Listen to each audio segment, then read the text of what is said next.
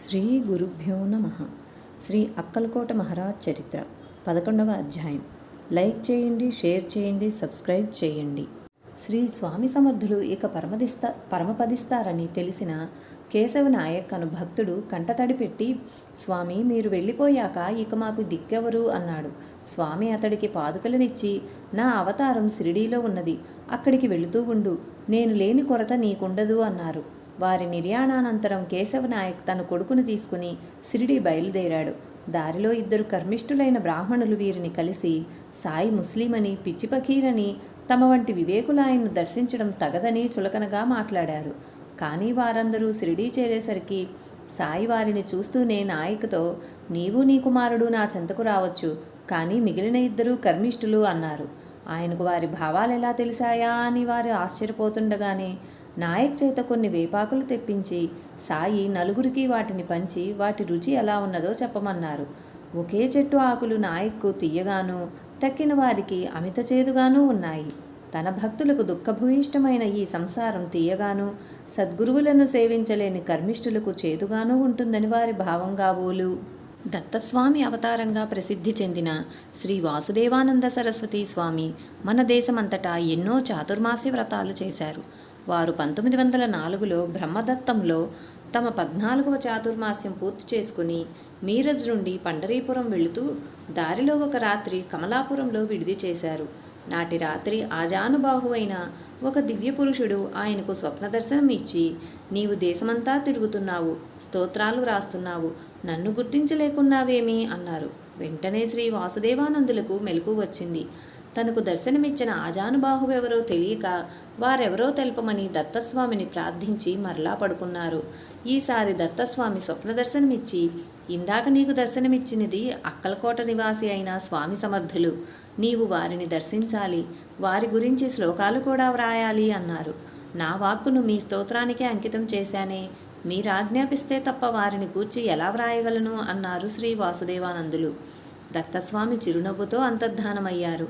పండరీపురం దర్శించకనే అక్కలకోట వెళ్ళదలిచి వాసుదేవానందులు బయలుదేరారు. కానీ దారిలో వారిని అతిస్రావం బాధించింది. అయినా వారు అక్కలకోటలో స్వామి సమర్థుల సమాధిని దర్శించి తర్వాతనే గాణ్గాపురం చేరారు. హరిశ్చంద్ర పితలే కుమారుడు మూర్ఛవ్యాధితో బాధపడుతున్నాడు. చికిత్సలు ఉపకరించక సాయిని దర్శించాక తగ్గింది. కొద్ది రోజుల తర్వాత తిరిగి ఇల్లు చేరడానికి వారు అనుమతి కోరినప్పుడు సాయి, పితలే, నేను మీకిది వరకు పూజించుకోమని 2 రూపాయి కాసులిచ్చాను, ఈ 3 రూపాయలు కూడా పూజించుకో అంటూ 3 కాసులిచ్చారు. పితలేక ఆ మాటలు అర్థం కాలేదు. ఇల్లు చేరిన తన తల్లికి సాయి మాటలను తెలిపాడు. ఆమె కొంత యోచించి ఇలా చెప్పింది, నీ పసితనంలో మీ తండ్రిగారు మనందరితో కలిసి శ్రీ స్వామి సమర్థులను దర్శించారు. అప్పుడు ఆ మహనీయుడు మనకు 2 రూపాయలను పూజించుకోమని ఇచ్చారు. మీ తండ్రిగారు పరమపదించాక అవి కనిపించలేదు. ఆ స్వామియే సాయి రూపంలో మరలా అవతరించి నీకు 3 రూపాయలు ఇచ్చారు, జాగ్రత్తగా వాటిని పూజించుకో అని. భాయి కృష్ణజీ 1878 తర్వాత కూడా శ్రీ స్వామి సమాధిపై ప్రతిష్ఠించబడిన సమర్థ పాదుకలను తరచూ దర్శిస్తుండేవాడు. అలా బయలుదేరనున్న ముందటి రాత్రి అతడికి స్వప్న దర్శనమిచ్చి, నేనిప్పుడు షిరిడీలో ఉన్నాను, నీవక్కడే నన్ను సేవించుకో అన్నారు.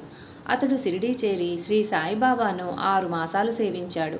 తర్వాత అలవాటు ప్రకారం అక్కలకోటలోని పాదుకలను దర్శించడానికి శ్రీ సాయి అనుమతి కోరగా ఆ సద్గురు సామ్రాట్ ఇలా అన్నారు, ఇప్పుడు అక్కడెవరున్నారు? ఆయన ఇప్పుడు ఇక్కడే నా రూపంలో ఉన్నారు, అక్కడికి ఎందుకు పోవడం అన్నారు. తనకొచ్చిన స్వప్న సందేశం ధృవపడినందుకు అతడు ఆనందించాడు. మొదట సమర్థులను సేవిస్తున్న బాపూసాహెబ్ జోగ్ షిరిడీలో సాయిని కూడా దర్శిస్తూ ఉండేవాడు. సాటి భక్తుల అనుభవాలను విన్న జోగ్ తనకు శ్రీ స్వామి సమర్థులుగా దర్శనమిస్తేనే గాని ఆనాడు ఆరతివ్వనని సాయితో పంతం పెట్టుకున్నాడు. నాటి ఆరతి సమయంలో సాయి స్థానంలో అతనికి సమర్థుల దర్శనమైంది. ఠాణే నివాసి ఖార్కర్ జబ్బుగా ఉన్నప్పుడు స్నేహితుడొకడు శ్రీసాయి పటాన్ని, వారి విభూతిని ఇచ్చాడు. త్వరలో ఖార్కర్ స్వస్థుడయ్యాడు గాని సాయి వంటి ముస్లిం సాధువు యొక్క పటాన్ని హిందూ మహనీయుడైన అక్కలకోట స్వామి పక్కనే పూజలో పెట్టుకోవడం ఎలాగా అని సంకోచించాడు. ఒక రాత్రి స్వప్నంలో శ్రీసాయి అతడి ఇంటికొస్తే అతడు సగౌరవంగా వారిని ఆహ్వానించాడు. ప్రక్కనే ఉన్న మిత్రుడు, సాయి సమర్థులు వేరు కాదు అన్నాడు. మెలకు వచ్చింది. మరురోజు నిస్సంకోచంగా అతడు సాయి పటాన్ని కూడా స్వామి పటం పక్కన పూజలో పెట్టుకున్నాడు. భేదం విడుస్తే గాని సద్గురు కృప లభించదు. సాయికి స్వామికి గల తాదాత్మ్యం ఈనాటికి సత్యమే.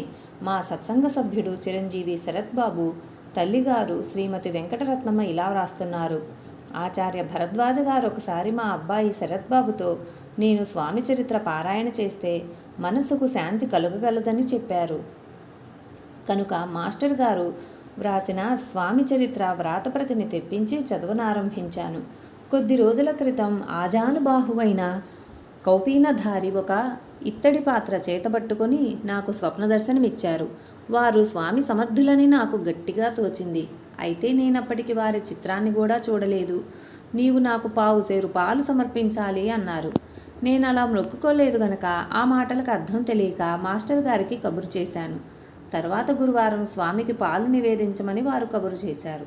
గురువారం నేను పాలు కాస్తుండగా కొద్ది రోజులు తమ కుమార్తె ఇంటి ఉండి అప్పుడే వచ్చిన మా అత్తగారు ఆ సమయంలో పాలెందుకు కాస్తున్నావని అడిగారు. స్వప్న సందేశం గురించి విని తనకు సుస్థి చేసినప్పుడు తనకు త్వరగా స్వస్థత చేకూరితే పావుసేరు పాలు నివేదిస్తానని శ్రీ సాయిబాబాకు మొక్కుకున్నానని చెప్పారు. కానీ మొక్కు చెల్లించమని కోరింది స్వామి సమర్థులు. ఈ ఇద్దరు గురుమూర్తులకు గల తాదాత్మ్యాన్ని బలపరుస్తున్నాయా అన్నట్లు వారి చరిత్రలు ఎంతగానో పోలి ఉండడం మనం ఈ రీతిన గుర్తించవచ్చు. 1. ఇద్దరి జననము, తల్లిదండ్రులు, కులగోత్రాలు, స్వస్థానాలు ఎవరికీ తెలియవు. 2. ఇద్దరు సాధకావస్థ లేని పరిపూర్ణులుగానే ప్రకటమయ్యారు. 3. సాయి రెండవసారి వచ్చి షిరిడీలో స్థిరపడిన సంవత్సరమో స్వామి అక్కలకోట వేయించేసిన సంవత్సరమో ఒక్కటే. 4. ఇద్దరు స్థానిక ఖండోబా ఆలయాల వద్దనే ప్రకటమయ్యారు. 5. శ్రీ సాయిని మొదట చాంద్ పాటిల్ అనే ముస్లిం సేవిస్తే సమర్థులను మరో ముస్లిం గుర్తించి ఆదరించారు. 6. ఇద్దరూ సంకల్ప మాత్రం చేతనే చిలింకు అగ్నిని సృష్టించారు. ఈ సారూప్యం వీరిద్దరి సమకాలీకులైన షేగావ్ నివాసి అయిన శ్రీ గజానన్ మహారాజు గారికి కూడా వర్తించడం గమనార్హం. 7. ఇద్దరూ మడి వంటి బాహ్యాచారాన్ని పాటించలేదు. అనికేతులై కులమత భేదాలను ధిక్కరించారు. 8. వీరి దైవత్వాన్ని పశుపక్షాదులు కూడా గుర్తించి పరివర్తన సద్గతి చెందాయి. 9. వీరు భక్తులను అనుగ్రహించడంలో తిట్లు, దెబ్బలు వంటి సంకేతాలను, విచిత్ర మార్గాలను అవలంబించారు. 10.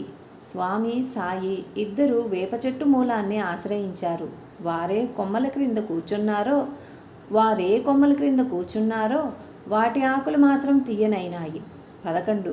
వీరిద్దరిని సన్నిహితంగా సేవించిన చోళప్ప, సుందరాబాయిలు, శ్యామ, రాధాకృష్ణమాయిలు ఒకరినొకరు ఎంతగానో పోలి ఉన్నారు. 12. ఇద్దరు సకల దేవతలు తామేనని భక్తులకు నిదర్శనమిచ్చారు. వారి సర్వజ్ఞత్వము, విశాల ప్రకృతిపైన సంపూర్ణ ఆధిపత్యము సుస్పష్టం. 13. వారి మహాసమాధిని గూర్చి ఇద్దరు ముందుగానే భక్తులకు తెలుపుతూ వచ్చారు. 14. వీరిద్దరి తాదాత్మ్యము ఎప్పటికీ సుస్థిరమే. అనుబంధం. అక్కల్కోట గురించి. అక్కల్కోటకు షోలాపూర్, గాన్గాపూర్ల నుండి బస్సులున్నాయి. అవి మద్రాసు, బొంబాయి రైలు మార్గంలోని అక్కల్కోట రోడ్ అన్న స్టేషన్ మీదుగా వెళ్తాయి. అక్కల్కోటలో స్వామికి సంబంధించిన కొన్ని మఠాలున్నాయి. అవి 1. పీటేతాల్ మఠం. దీనినే చోళప్ప మఠమని, స్వామి సమాధి మందిరమని అంటారు. దానికి ఎడమ ప్రక్కన చోళప్ప ఇల్లు ఉన్నది. దాని ముంగిట్లో బావి ఎండిపోయినప్పుడు స్వామి తన మహిమచే అందులో సమృద్ధిగా నీరు ఊరించారు. వారి ఇంటిలో స్వామి ఆనాడు చోళప్పకు ప్రసాదించిన పాదుకలున్నాయి. 2. శ్రీ బాలప్ప మఠం. ఇక్కడ స్వామి అనుగ్రహించిన పాదుకలు, రుద్రాక్షలు, పడక, హుక్క, స్వామివారివి అనేక చిత్రపటాలు ఉన్నాయి. ఈ మఠంలో నేటి మహనీయులైన శ్రీ గజానన మహారాజ్ గారు విడిది చేస్తూ ఉంటారు. శ్రీ సాయిబాబాకు సమకాలీకులైన గజానన మహారాజ్ వీరు కాదు. 3. రాజరాయన మఠం. 4. జోషిబువా మఠం. స్వామికి ప్రీతిపాత్రమైన మర్రి చెట్టు, దాని ప్రక్కనే ఉంచబడిన వారి పాదుకలు, వారి పడక, జరీతో నేసిన కఫ్ని ఇక్కడ దర్శించవచ్చు. ఈ సన్నిధిని వటవృక్ష స్వామి మహారాజ్ అంటారు. ఇక్కడ యాత్రికులకు వసతి గృహాలు, భోజన సౌకర్యం కూడా కలవు. 5. వీటికి దూరంగా నూరుద్దీన్ దర్గా ఉన్నది. ఇంతటితో పూజ్య ఆచార్య శ్రీ ఎక్కిరాల భరద్వాజ మాస్టర్ గారు రచించినటువంటి శ్రీ స్వామి సమర్థుల చరిత్ర సమాప్తం. శ్రీ అక్కల్కోట మహారాజుకి జై.